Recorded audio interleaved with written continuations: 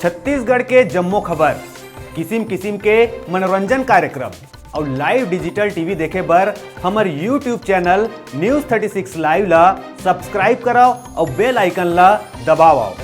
जय जोहार।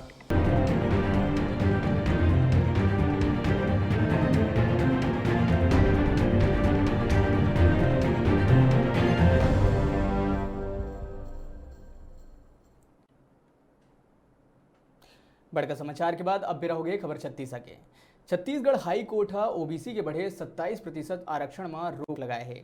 27% आरक्षण बहाली होना चाहिए कही के आरक्षण के समर्थन में छत्तीसगढ़ बंद के आह्वान और आंदोलन करे गई, जेमा बिलासपुर जिला के बिल्हा के चकरभाठा ला बंद कराए गई।